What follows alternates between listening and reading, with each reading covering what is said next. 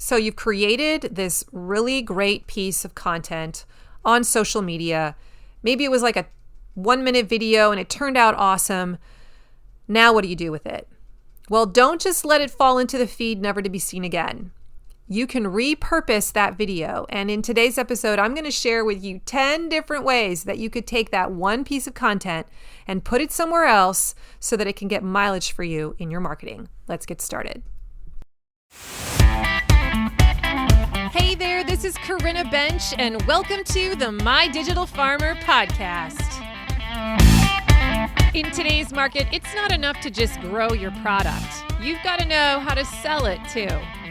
Welcome to the My Digital Farmer podcast, where we reveal online marketing strategies and tips to help farmers like you get better and more confident at marketing. Learn how to find more customers, increase your sales, and build a strong brand for your farm. Let's start the show.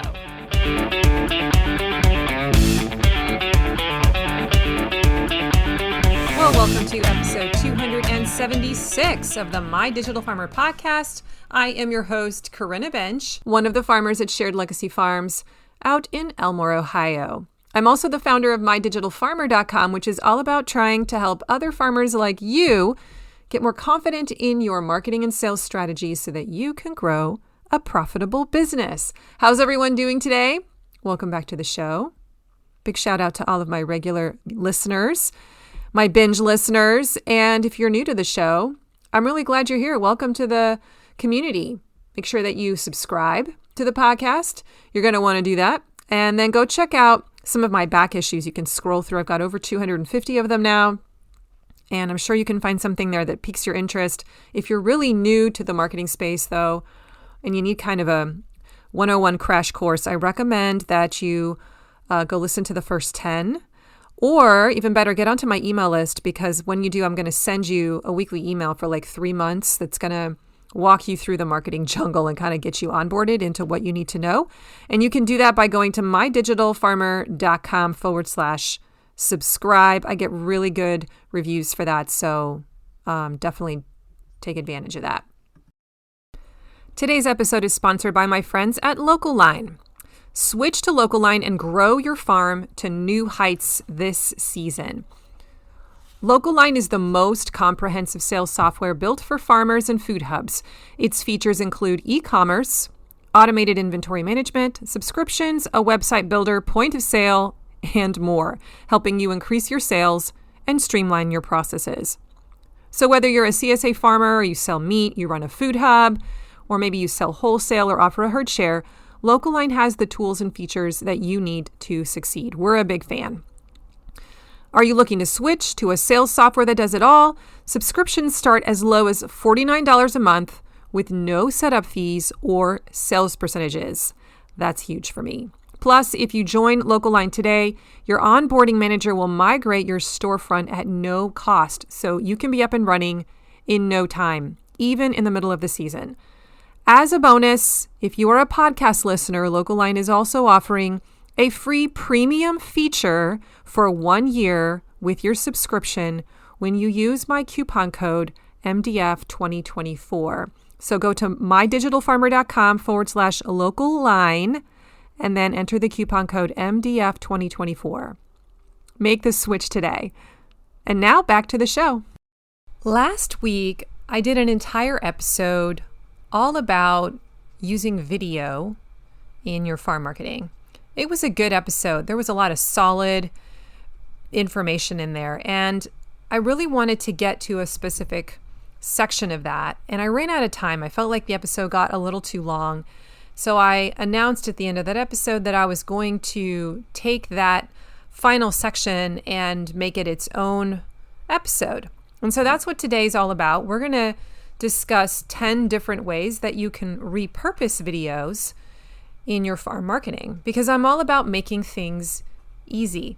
If I can just record one piece of content one time and then find different ways to use it in the different channels, well, that's just efficient and smart. In the olden days, I just threw content out there on the fly as I went, and it would just get lost in the Facebook feed and I would never think about it or see it again. after a while I got kind of smart and I thought, you know what, that was actually a really great tutorial, or that was well done explaining how we harvest garlic. I'm going to download it off of Facebook, put it on my computer, and then I'm going to upload it onto YouTube, or sometimes I would upload it to Vimeo depending on what I needed it to do for me. And I decided I would start tracking or keeping track of the URL addresses of where those different videos lived. So if I put it onto YouTube, I wanted to put it somewhere like in a table of contents. That way I could keep track of what are all the different pieces of video content that I have created over the years. And I use this content creation log on a daily basis. It's made my process of educating my customer or sending an email or sometimes posting something on social media so much easier, because if I don't have an idea, I can go look at that content creation log and see, well, what's all the stuff I've already made before that was really good? Maybe I can just reuse it again.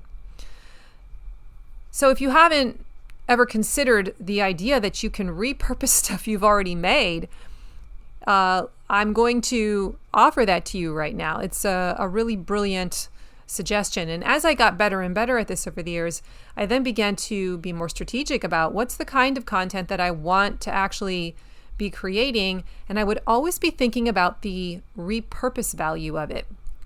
And in many cases, the video content that I make has more value in the replay than it does in the initial release. Sometimes when I do a launch of a video on Facebook Live, I might only have like 3 or 4 people watching, and I have zero issues with that. I don't worry about that metric. I don't get all in my head about, oh, nobody's watching this, because when I'm creating it, I'm really creating it for its repurposing value. Like, oh, I know I'm going to be able to download this video and I'm going to stick it in my academy for my CSA members. Or I'm going to download this video and stick it in a playlist, and it's going to help funnel potential new clients into my CSA. Or, oh, I don't have a tour yet of this aspect of my business, so I'm going to stick it in this certain place. I'm only making it right now live, and then I'll put it somewhere else where it's going to do some heavy hitting for me in the future. So today I wanted to spend some time about just talking through some of the different ways that you can then repurpose that same piece of content. Where can you be putting it in your marketing funnel so that it's basically serving as an evergreen piece of content? It has value for a much longer period of time. In my early years, when I would do videos on Facebook, I would just go live, turn off the camera, and it would just, fall down into the feed and it would never be seen again. It might be watched by those people on that day, but then I would forget about it. And it wasn't until I got wise and I was like, man, I should be saving these. I should be putting them somewhere else where they live permanently and link to them and point to them in an email. Like, that would be really smart. So now whenever I create content, I'm really trying to put it through this lens of like, is there a way that I can use this information 3 different times at least later on in the future? Because if I can't, then maybe it's not worth doing. So my hope is that by listening to this episode today, you're going to hear this list of 10 different ways you can repurpose the same piece of content in your marketing, and maybe it'll spark some ideas and you'll be thinking through some of the different kinds of video content you've already created in the past. Maybe you'll be inspired to go back and download them from those locations and put them into your own kind of content creation log, a little Excel sheet where you keep track of all the different videos and where you stuck them onto YouTube. And maybe you'll be inspired to reuse them in some of the ways that I suggest. It's a great way to build out your marketing machine. I'll give you tons of examples here in a few minutes, okay? So let's dive in no particular order. I'm just going to kind of go through some of the different ways that I've used video after I've made it once. So I just want to make sure I explain. Usually the original location of the video happens on Facebook Live. Sometimes I'll just turn on my camera on my video on my phone and just record it as a video on my phone. But usually I'm doing it live on Facebook, sometimes on Instagram, but usually it's on Facebook. And then I'll just go in and download the video later. But you could choose a different way, a different kind of location for the original source. Here's the first place that I recommend you put it. Embed the video in a blog post. And one of the best reasons you should consider doing this is because you have potential to get some SEO juice out of it. Now, I've only recently started doing this more intentionally. And the reason I'm doing it more intentionally is because I noticed when I went to YouTube, my YouTube channel for my farm, I noticed that I had quite a few videos that had gone viral and that I wasn't really doing anything to leverage that.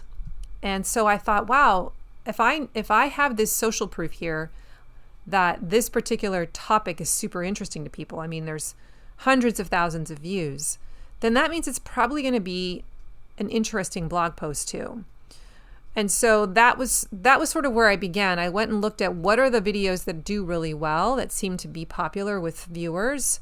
And I started with that, and I took those videos and I have started creating blog posts out of them. I do one a week, and they're slowly getting added to my blog. Actually, what I'm doing is I'm writing my newsletter article for my CSA members around that video topic, and I'm sticking the video link from YouTube in that blog, right?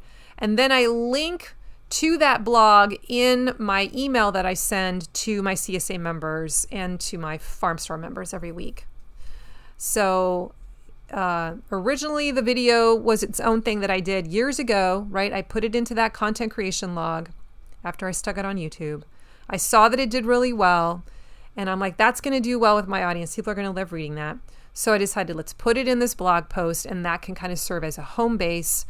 And then from there, I can post about it. I can post on social media that I just put my blog post up. I can link to it in my email and so forth. So for example, you might convert a video about your farm's harvesting process into a step-by-step blog post where you have the embedded video clip in there. Maybe you even have some images that you stick in there too about the different parts of that process, but you have a standalone video that describes the whole thing. We did this for how do you harvest garlic. It was a short little clip, but I explain how we harvest garlic in the blog post, and then I say, if you want to watch the video, here it is, and then I embed it, okay? So that's idea number one. Take the video that lives on YouTube and embed it in a blog post, and then point to that blog post wherever you are, whether it's in an email, whether it's on social, and so forth. All right, if you are a farmer that lives in the Midwest, I want to make you aware of a special event that's coming up. It's called the Midwest Weed Control Field Day.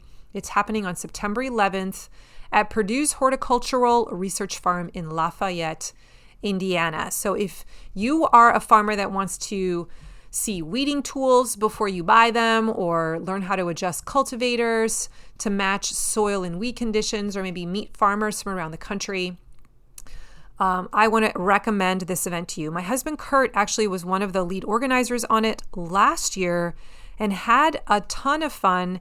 He took our boys to it, and it was really well attended.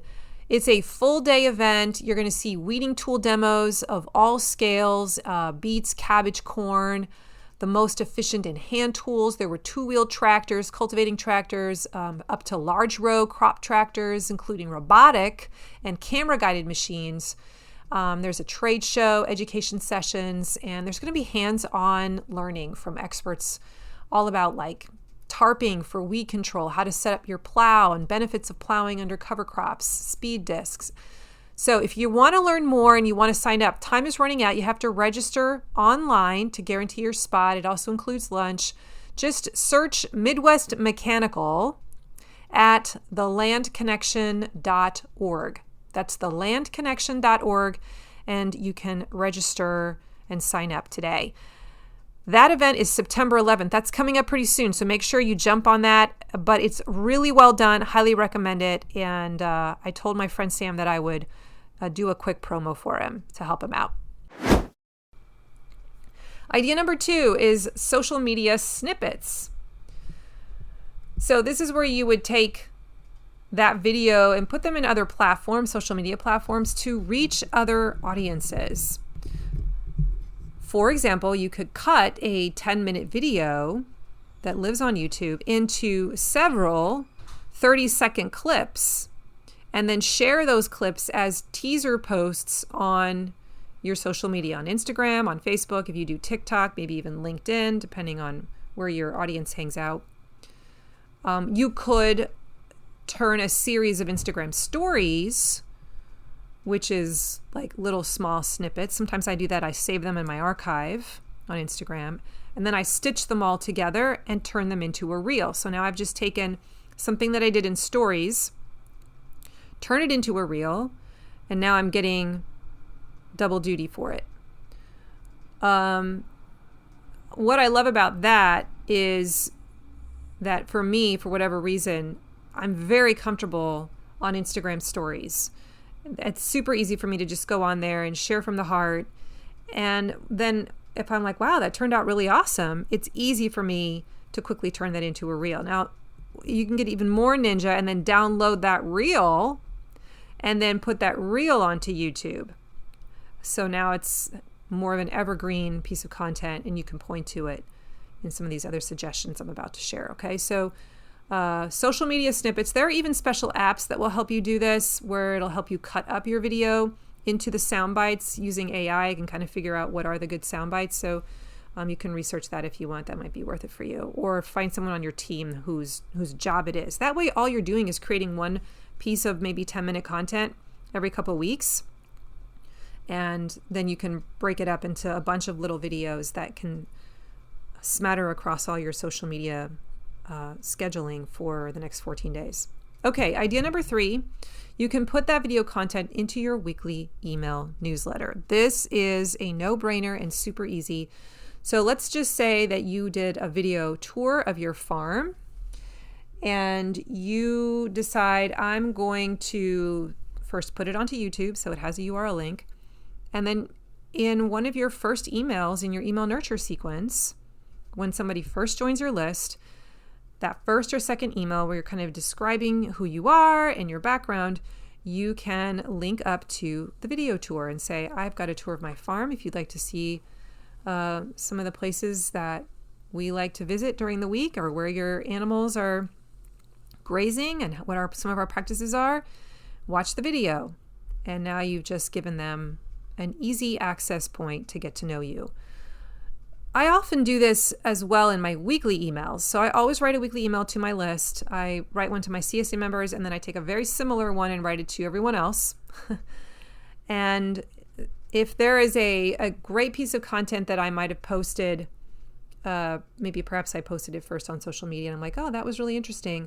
I'll take that as the nugget, the main story nugget, and it becomes the focal topic of the first part of my email, and it kind of hooks them in. They like to see the image of the video itself, the thumbnail image. They're kind of coached to click on it so they can go be taken right to YouTube and they can watch it.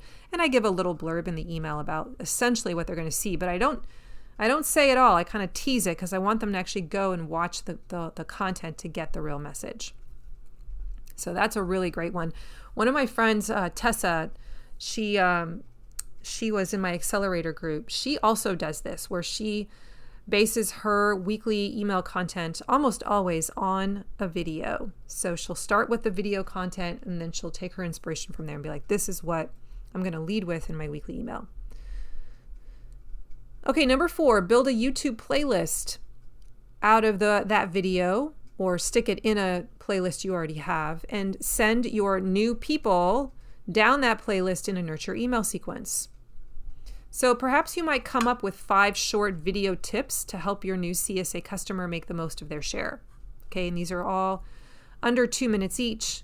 You quickly make those videos, you stick them onto YouTube, and you stitch them together into a playlist. And then in your emails, you are sending those new rookies to the playlist in one of those first emails. After they sign up, you're like, hey, go watch these videos.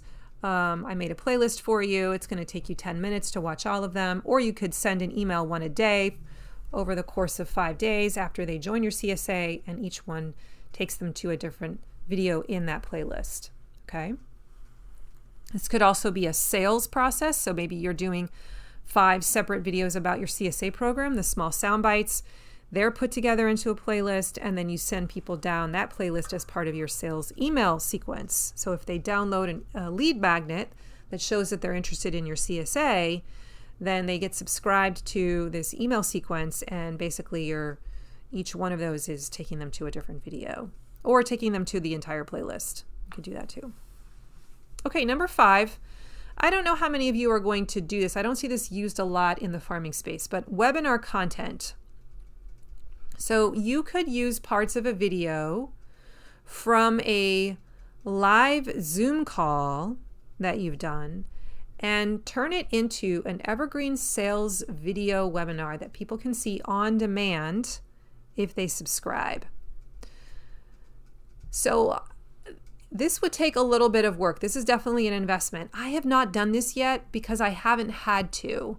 But if I had to start all over again from scratch, I might actually take the time and invest in creating a webinar sales machine and just have a weekly, create a weekly webinar that I invite people to on Mondays at a certain time. And I'm just talking about it on social media and saying, hey, if you're interested in learning about how our CSA works, I'm going to run a webinar on it. It's at 4 p.m. every Monday. Here's the link to the Zoom link, or subscribe here and I'll send you the link to Zoom. And then every Monday at that time, I basically run a slideshow for 30 minutes. I use a slide deck on Zoom, whoever shows up, and I just pitch the CSA. It could also be a sales pitch that's after an educational piece of content that sort of ties in, right? So this is just the webinar sales model. And what I like about this idea is that you're videoing it each time. Let's just say you do it 4 times live every Monday for a month.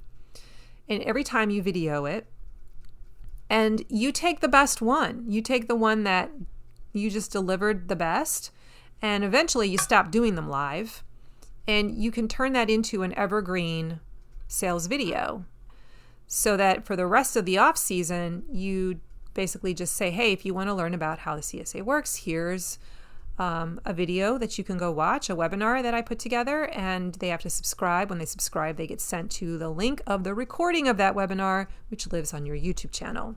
Okay. You may find that you have sales that come off of it. I mean, it's worth trying. It's going to take you a few hours to build the slide deck, another few hours to record it a few times, but then you have a permanent evergreen sales machine that you can send people down in your email sales sequence. It can be part of the whole email sales sequence process. It's one of the emails that shows up in that 2-week period when you're trying to pitch your offer through email. And the call to action is to watch the webinar, and you can track, well, how many people actually went and watched the webinar and how many of those people ended up buying after the webinar. So that is a thought. Like I said, I would totally do that if I were starting everything over from scratch and had to start my CSA, now with no list. I'd probably use that as one of my strategies. Today's podcast is sponsored by Farm Marketing School. This is my monthly membership where farmers can come in and build marketing assets one at a time in special 30-day build projects that I've created for you. There are currently over 14 different projects inside of Farm Marketing School, including your website homepage, building a promo calendar, building a promotional email challenge, testimonial and reviews, how to build a better offer, your email nurture sequence, your lead magnet. There's a sales funnel audit. There's a ton of good stuff in there. And I'm adding new material every couple of months. Plus, you get a monthly Zoom meetup with the whole group in the middle of the month. And we'll be doing some book studies off in the fall. I'm really there just to try and empower you and help you get your marketing assets built. So the way this works is you subscribe from month to month. You can cancel whenever you want. You go in, you take the assessment. There's also a crash course in marketing that you can watch to just learn the lingo and the vocabulary and the framework. And then you get started building your first marketing asset. Every project includes a hour-long tutorial, a resource folder that gives you lots of templates and examples to help make the process of actually building your own version really fast, and also a project planner to help you time it out and make sure you get everything done. If you want to learn more about how to join Farm Marketing School and try it out, you can go to mydigitalfarmer.com/FMS. This is my new kind of flagship offer, my community that I'm going to really be pouring myself into over the next 6 to 12 months. Really excited about it. So I'd love to interact with you. Join at mydigitalfarmer.com/FMS. And now back to the show. All right, moving on. Number 6, you can repurpose a video by putting them into an ebook or into a guide. So this is where you might compile a series of instructional videos, maybe on how to cook something, and then you embed those videos into an ebook that you design on canva.com. It has screenshots, it has detailed explanations, and the links in that ebook, when they click on them, will link up to the YouTube video. Okay? Another example is that you might do some kind of a screen share of like a process. So if you need to teach someone how to order from your online store, if you use Harvey as a CSA and you need to show people, here's how you use the software to let me know every week what you want from your box. Maybe you have to teach them how to do that, and you can have some screenshots, explain it in like a 2-page handout, and some of those images have links, and if they click on the link, it takes them to an actual instructional video. Okay? One time you have to make that video, stick it on YouTube or Vimeo, and then you have it in this guide or ebook so it can be repurposed and reshown. Number 7, repurpose your videos as testimonials and case studies. Now, this is where you would go in with a very intentional purpose of like, I'm doing this video of a customer right now in order to get a testimonial. Okay? But a lot of times what we do is we just take that testimonial, we post it on social, and then we're done. We don't think about it again. What I want you to do is say, no, I'm not just going to post it on social. I'm going to go and embed this or upload this onto YouTube, and then I'm going to embed it on my website's testimonial page. So a person who's going to check out reviews for this product has a chance to actually watch the person talking live on a video on my reviews page, right? Maybe you even can take a series of short testimonial videos, put them into a playlist, or stitch them all together into one bigger, longer reviews video, and that lives on your website. But I think it's powerful to put it not only on your website reviews page, or maybe on the homepage of your website. That's another place you often see testimonials. But also you can throw that testimonial email into a sales email. That testimonial video could show up in a nurture email sequence or in a playlist on YouTube, so that if somebody comes to your YouTube channel and starts binging, they might fall into that rabbit hole and just watch all the testimonials and then be like, oh yeah, this works for other people. I totally want to buy this. All right, number 8, ads and promotional content. So let's not forget that we can take a video that we've created on social media or on our phone, I guess, and we can say, I want to make this a Facebook ad.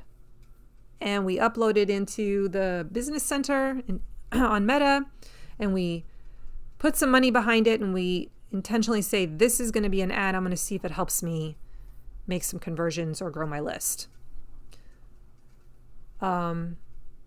Another place that you could also use ads, don't forget, is for YouTube pre-roll ads.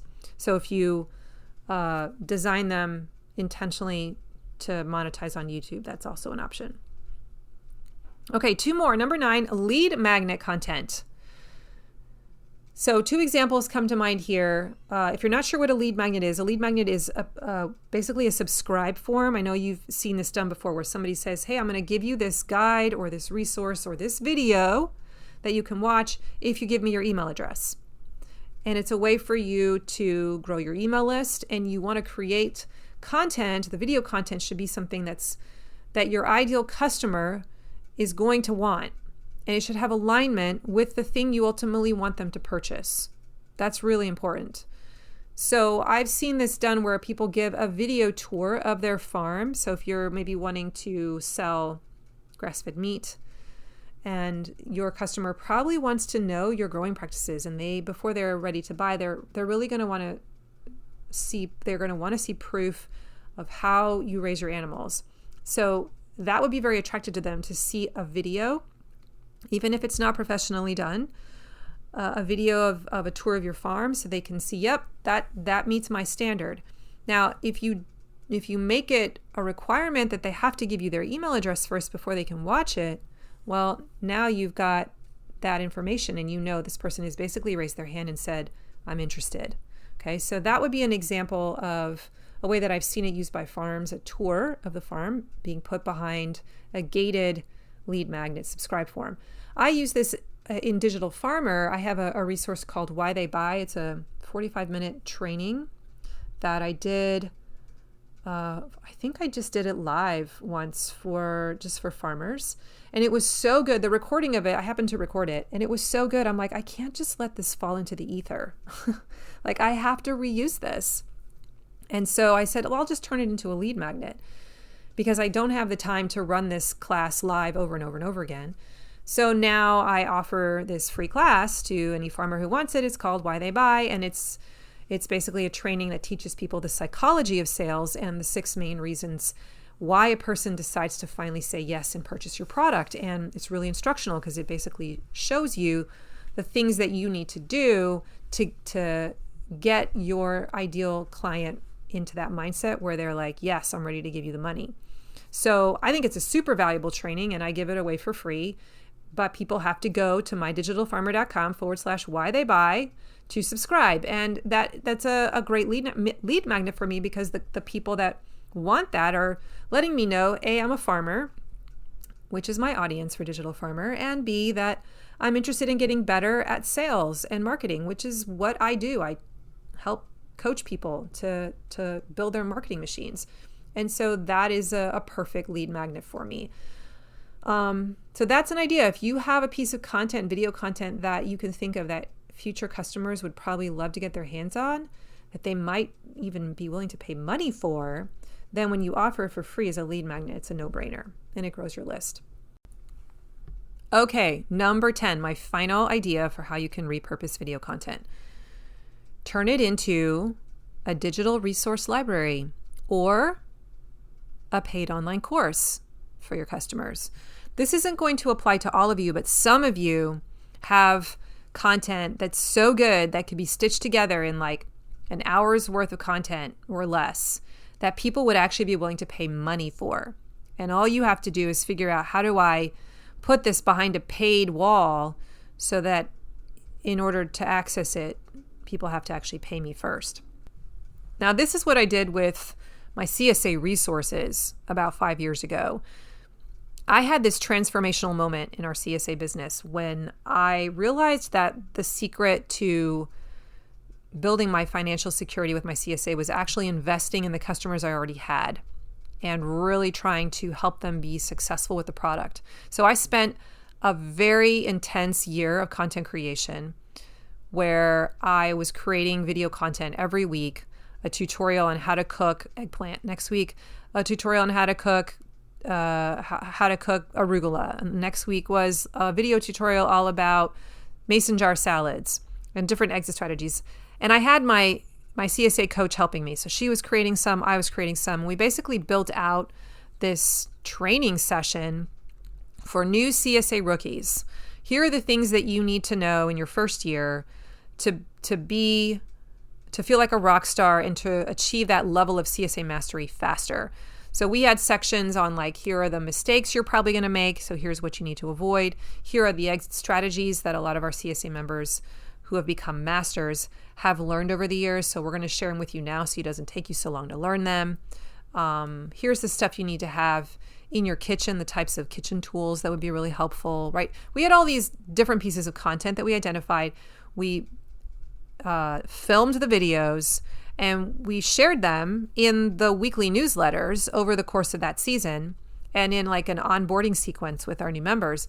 But then I was like, okay, these are great. They're living in my little content creation Excel sheet or Google Sheet. But now what do I do with them? Like, I want to repurpose them. But I don't want just anyone to be able to find them. I want only my CSA members to have access to them. So I decided I would put them into an online school platform called Teachable.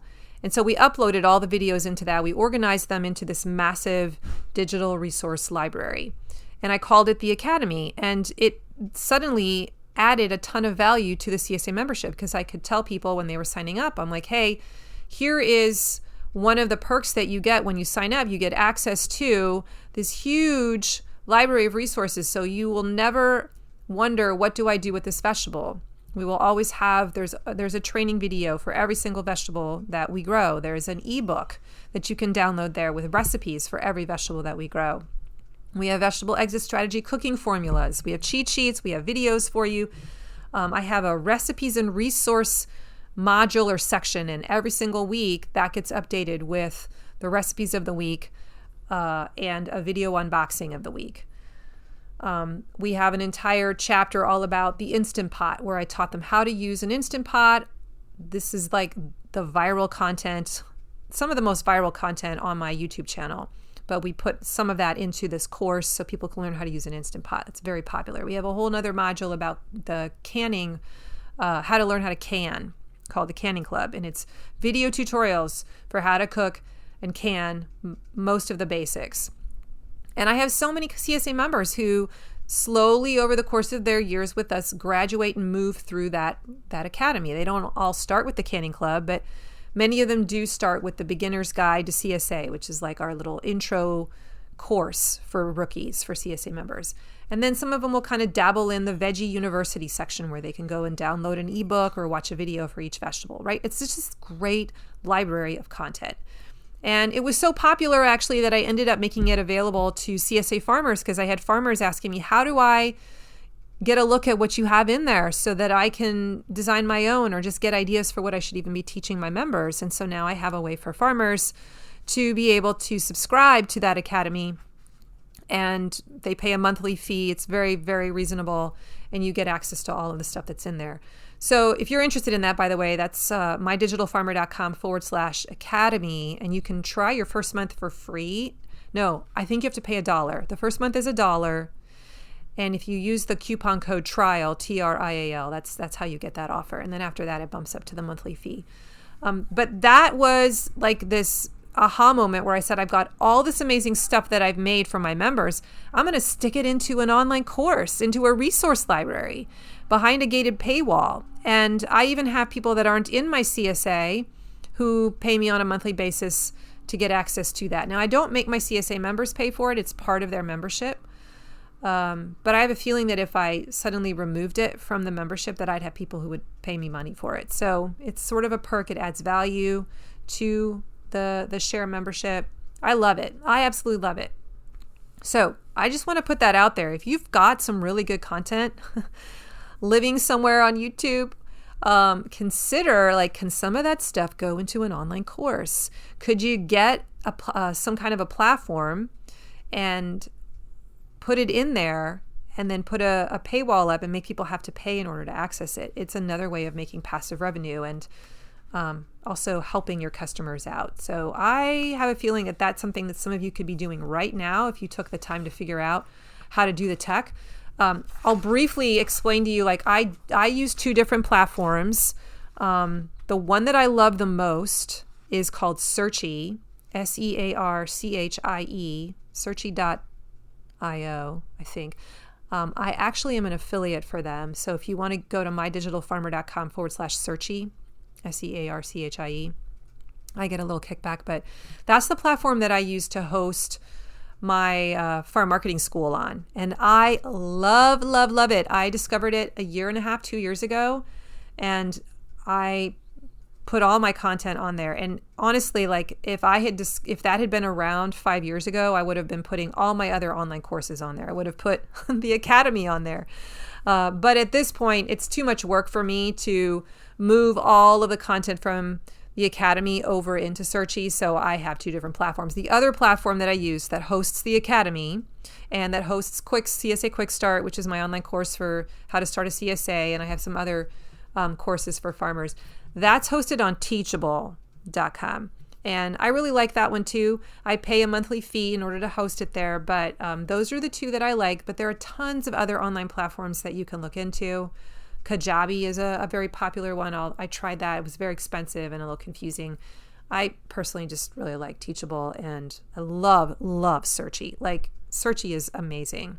And it's it's got some AI functionality in it. It's just really cool. So definitely look into that if you want to check it out. That's mydigitalfarmer.com/Searchy. I'll put the link in the show notes. Highly recommend it. All right. Well, there you have it. Those are my 10 different suggestions for how you can repurpose your videos. I'll run through the list real fast here before I wrap up. You can embed the video in a blog post. Number 2, you can make small social media snippets out of it. Number 3, you could put the video and embed it in your weekly email newsletter or a sales email sequence or a email nurture sequence. All of those are things that I teach in Farm Marketing School, and you'll actually learn how to do this skill. Number 4, build a YouTube playlist and send new people down that playlist to nurture them. Number 5, webinar content, an evergreen webinar.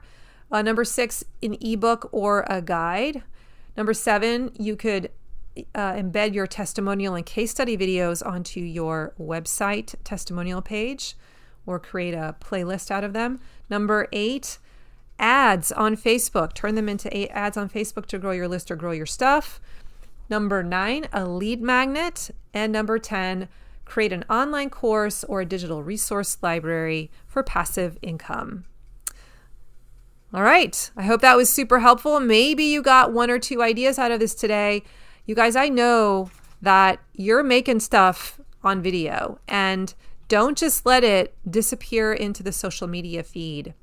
Download that video, put it onto your YouTube or Vimeo playlist or onto your YouTube or Vimeo platform and repurpose it. Find ways to get more mileage out of it.